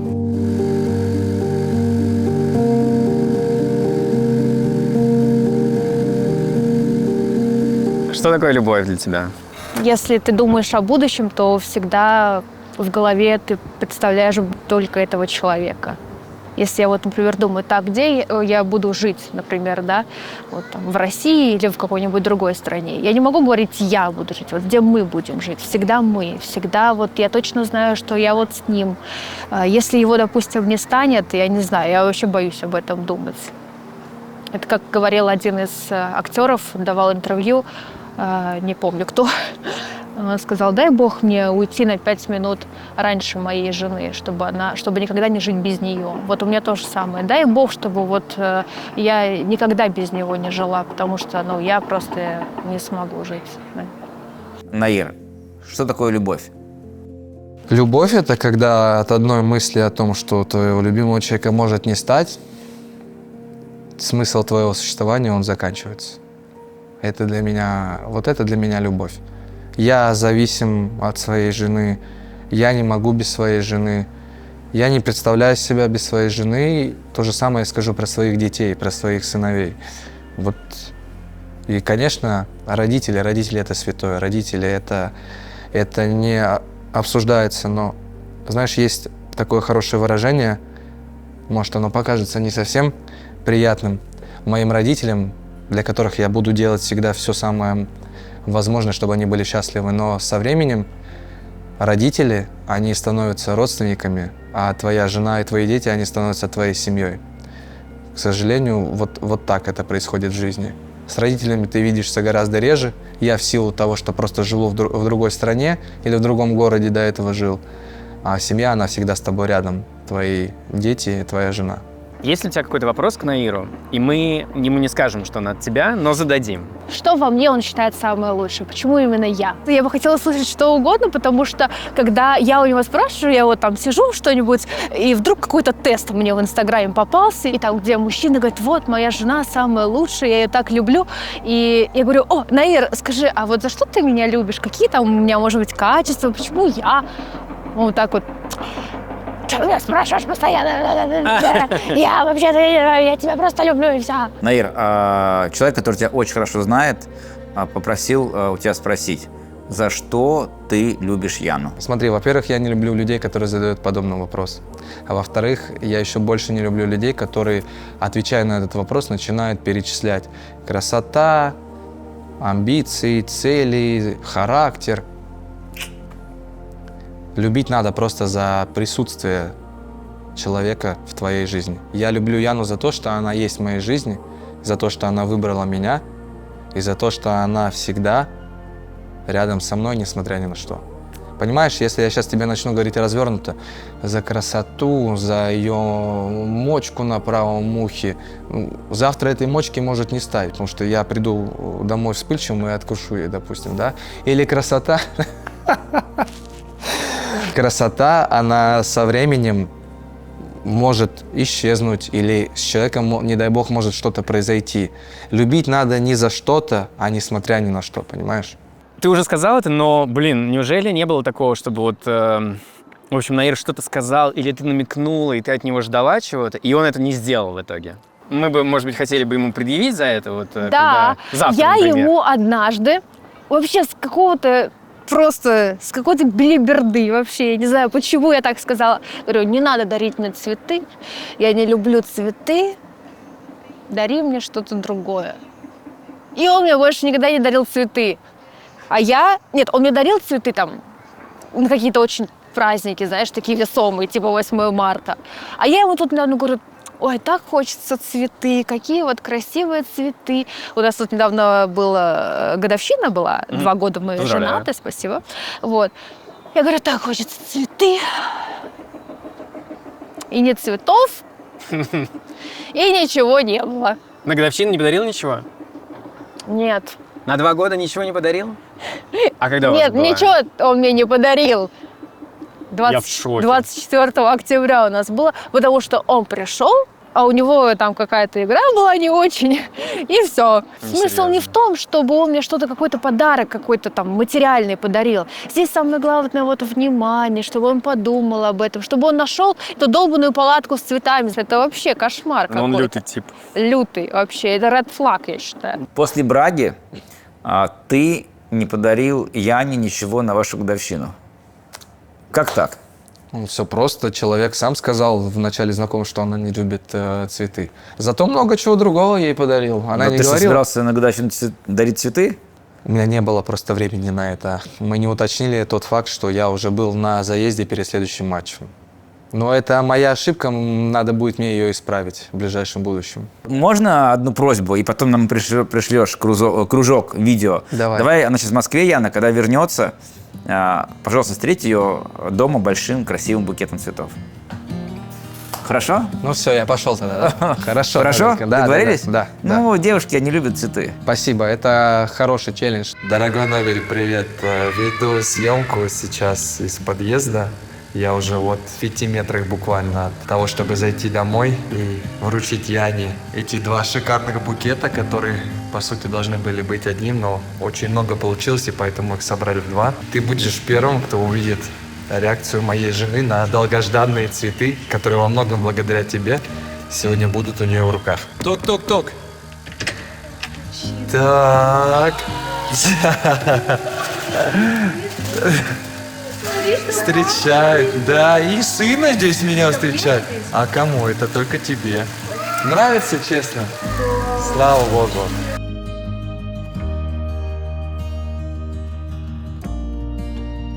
А ты вообще ревнивая? На начальном этапе отношений с Яной был очень ревнивый. Сейчас я абсолютно спокоен. И у меня, самое главное, нет повода для ревности. А на первом этапе в чем ревность проявлялась? Когда мы познакомились с Яной, как раз в тот момент она была, наверное, на пике своей популярности на Матч ТВ. Участвовала в различных телешоу, передачах, и вокруг нее было очень много мужского внимания. И мы неоднократно с ней разговаривали на тему того, как она должна себя вести. Не то, что на мой взгляд, а вообще базово, как она должна себя вести среди других мужчин. И, слава богу, наше мнение и видение в этом, оно было одинаковым. Ну, что, например, вы обсуждали? Как она не должна, ты говоришь, не должна себя вести базово? Смотри, в чем различие между мужчиной и женщиной? К мужчине очень редко кто-либо подойдет знакомиться. К женщине, особенно красивые телеведущие Матч ТВ, самые лучшие телеведущие Матч ТВ, будут подходить часто на различных мероприятиях, каких-то моментах там, съемок, рекламы и так далее. И в моем понимании Яна это всегда делала. Сразу ты, если говорим про девушку, обрубаешь здесь любые попытки человека познакомиться, говоря, что у тебя есть молодой человек или муж, и на этом все заканчивается. И она сказала, 100% я с тобой согласна. Но ты понимаешь, что я ревновал не то, что Яна сделает или скажет, а просто от мысли того, что кто-то может подойти к твоей любимой девушке, жене, она уже немножко тебя вымораживает, потому что все мы знаем, как устроено большинство мужчин, с какой целью они подходят знакомиться к красивой девушке. Вот уже от этой мысли тебя начинает немного это нервировать. А ты когда ревновал в последний раз Яну? Не скажу, что это ревность, но это вызвало во мне вот ощущения внутренние. Это было неделю назад. Я уехал на тренировку, а Яна пошла в кофейню, в которой мы недавно были. И у нас всегда есть с Яной договоренность. Это не то, что договоренность, мы все говорим как есть, честно. Если ко мне там раз в 15 лет кто-то пойдет познакомиться, я ей сразу позвоню, скажу, просто чуть-чуть ее потравить, поддержать в тонусе, так скажем. И она, естественно, мне тоже, но в ее случае с ней гораздо чаще это происходит. И тут случился такой момент в кофейне, что она сидит, напротив садится мужчина, занимается там своими делами, с кем-то разговаривает, уходит и оставляет на столе записку с ручкой со своим номером телефона. Так. Я на это заметила спустя там минут 5-10 после того, как он ушел, но меня это вот разозлило и заставило, так скажем, не Яну приревновать, а вот эту ситуацию. Как кто-то может посягать на мою территорию, на мое святое, скажем так. Что ты сделал? По номеру позвонил? Хороший вопрос. Я хотел. Но я уверен, что если было бы 20 лет, ты бы, наверное, позвонил. Да. Это 100%? Да, 100%. Здесь я хотел это сделать, но Яна нашла весомые аргументы, чтобы я этого не сделал. Какие были аргументы? Ты что, дурак, не надо? Завтра тебе скажут, вот что-то, одна твоя нефутбольная мечта, ну, наверное, может быть, не твоя личная, ну, не семейная, ни кошки, ни собаки, осуществится. Вот сегодня прямо. Что бы ты выбрала? Чтобы мои родители были такими же родителями, как мы с Наиром. Для меня, как мы для Леона.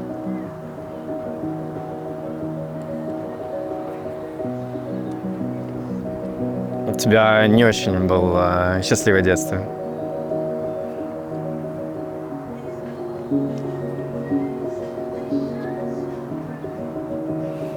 Что ты? Что мы болтаем? Мы уже подружились. Ну так. Ты говорила это родителям? Как вы сейчас дружите? Ну так.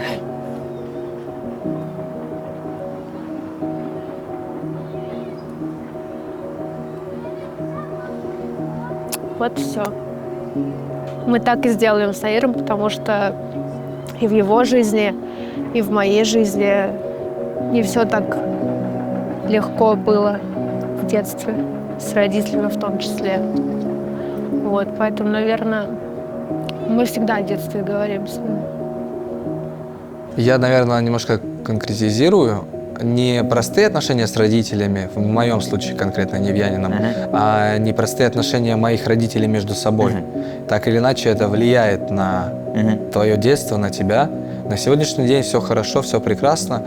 Но я думаю, что у любого человека все болячки идут из детства. Да, детство было непростым, и от этого во многом и я, и Яна, мы к этой взрослой жизни подошли очень ответственно, умно и правильно. Тяжело это, когда твои родители разводятся спустя 8 лет твоей жизни. То есть я тогда был в 1-2 классе, когда по тем или иным обстоятельствам ты лишен общения с отцом, когда ты не чувствуешь себя ребенком из полноценной семьи.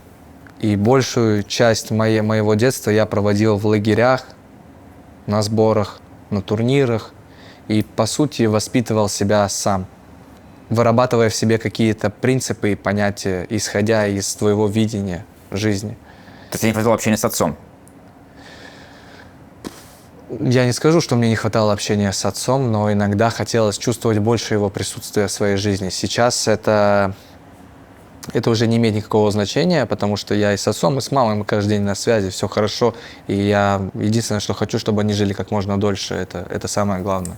Наир, а трансфер в Белград мешает твоему общению со старшим сыном? Да, есть, с этим возникли трудности, и вообще эта история, она очень непростая. Тоже в том году как раз-таки вот мы возвращаемся к тому, что я говорил, после повреждений еще были бытовые вопросы, бытовые трудности.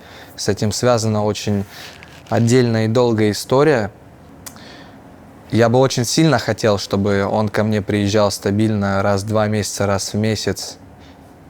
Сюда видел своего младшего брата, и я в его жизни присутствовал, воспитывал, делился с ним своим опытом.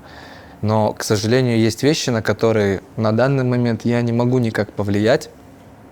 Я скажу одно, что какие бы ни были отношения у меня с матерью старшего сына, это мать. Мать всегда остается святым человеком в жизни любого адекватного человека.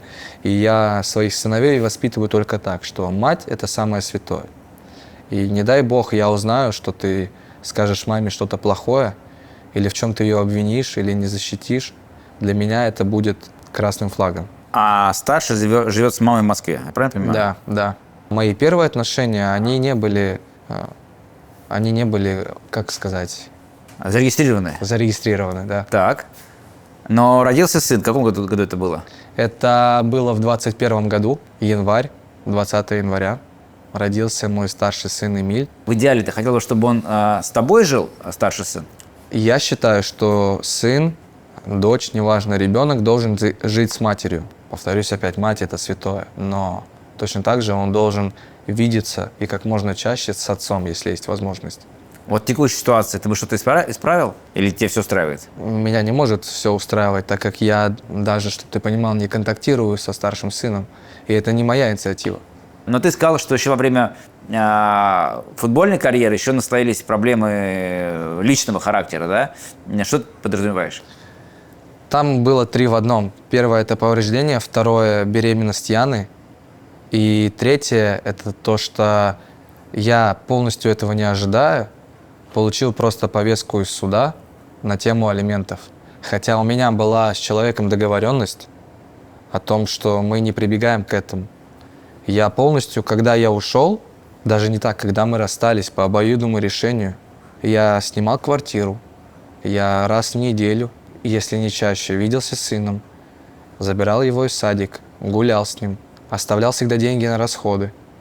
Этого было достаточно, на мой взгляд, чтобы жить и ни в чем не нуждаться. Но вскоре люди по ту сторону решили, что вот так будет поступить лучше. Начались судебные заседания. В первой инстанции, во второй инстанции, в третьей инстанции. И вот в первой инстанции я проиграл суд. За 10 минут. Меня не было, естественно, в суде. Были адвокаты. Сразу на меня наложили штраф. И последующие 3 моих зарплаты в объеме 90% улетели 3 месяца подряд. Что бы ты сделал сейчас, чтобы ситуацию наладить? Мне остается только терпеть и ждать, пока моему сыну, на сегодняшний день ему уже 4 года там, и 9 месяцев. Я думаю, что ближе к 5 годам у него, возможно, появится телефон, и я смогу с ним сам иметь прямой контакт.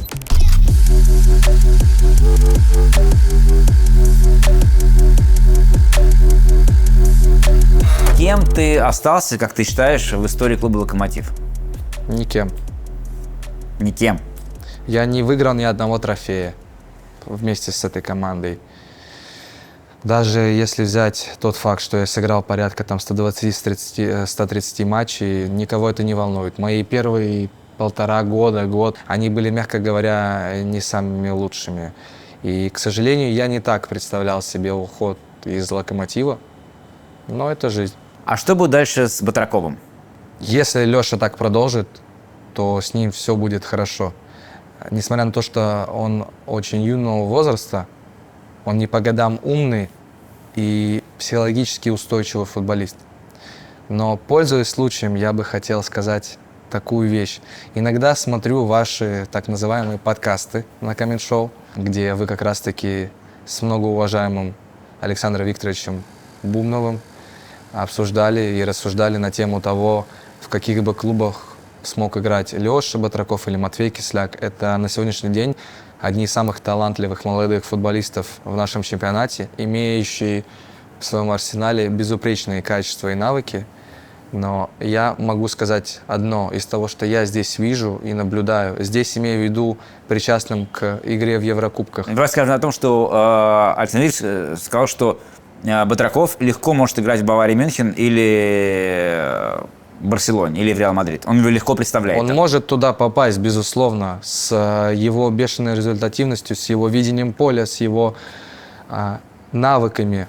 Но понимаешь, в чем вся загвоздка? Все стало завязано на цифрах. Сколько ты пробегаешь, какое количество у тебя спринтов, как ты ведешь единоборство. Вот эта магия футбола, она, к сожалению, потихонечку сходит на нет.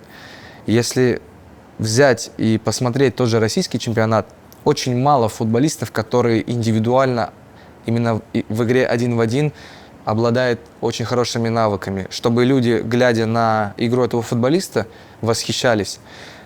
В моей жизни есть хорошие воспоминания о чемпионате мира 2010 года. Я считаю, что, по моему субъективному мнению, это один из самых зрелищных и лучших чемпионатов мира. И почему он был таким зрелищным? Футбол был другой. В нем преобладала какая-то магия. А сейчас футбол во многом, наверное, благодаря этому я играю в современный футбол. Он стал заточен больше под твои физические кондиции. И опять же повторюсь, позавчера у нас была игра против Лиля, и перед игрой я посмотрел просто то, с кем они играли за последнее время. И знаешь, как я удивился, когда увидел, что за 16 дней у них 6 игр. Мы берем сейчас Матвея Кисляка или Лешу Батракова. Людей, которые еще не лучшим образом развиты антропометрически.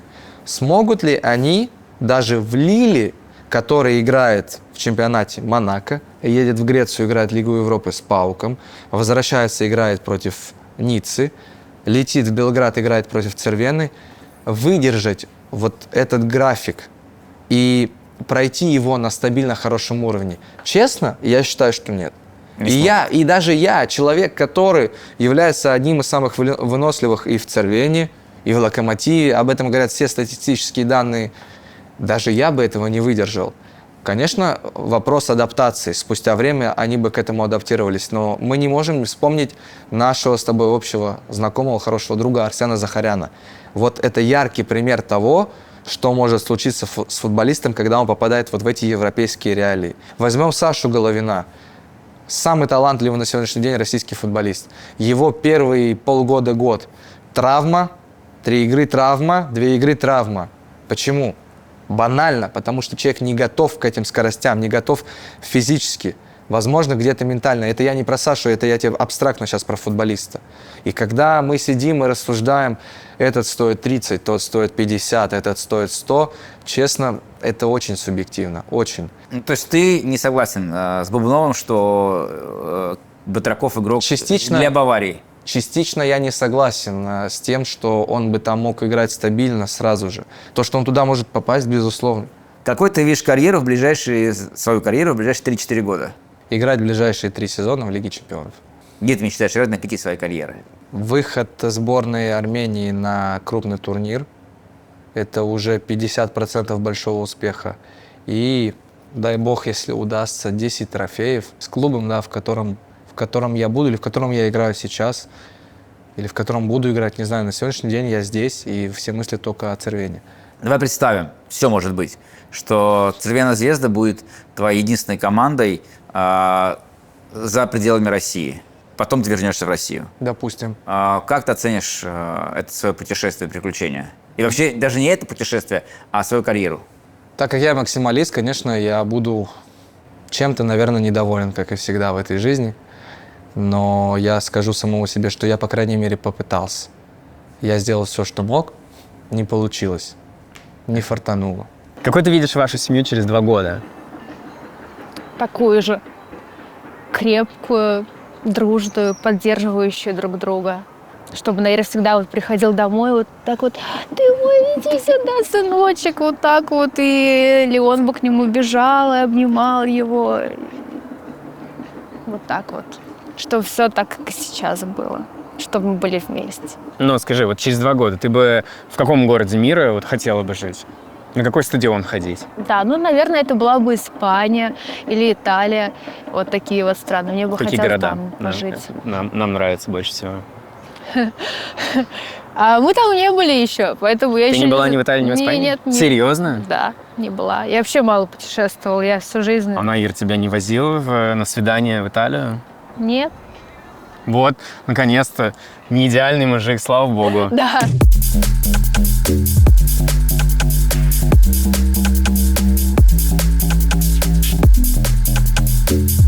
Давай представим, что ты можешь одну мечту исполнить за пределами футбола. Что бы ты загадал? Исполнить в моменте вот так.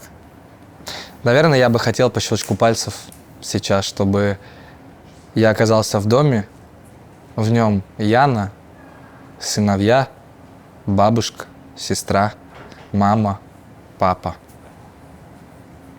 И все со мной. Красиво. Дом в Подмосковье. Да, Супер. Дай бог, чтобы это исполнилось. спасибо. Наир, спасибо тебе большое за эти 2 дня. Было классно, было интересно. С тобой не скучно. С тобой всегда эмоционально. Поэтому тебе удачи. Дай бог, что твои мечты на футбольном поле и за его пределами исполнились. Спасибо большое, Нобель. Мне очень приятно, что ты приехал вместе со своей командой. Мы давно планировали эту встречу, и слава богу, что она воплотилась в реальность. Спасибо, Наир. Спасибо, Нобель. Удачи тебе. Спасибо Хорошо? большое. Спасибо. Вперед. Спасибо. Честно скажу, если бы не вы, ребята, оно бы получилось максимально скучным. Нобель, видно, сдает позиции, поэтому, пожалуйста, не забывайте ему вовремя давать таблетки. Браво. Вамос.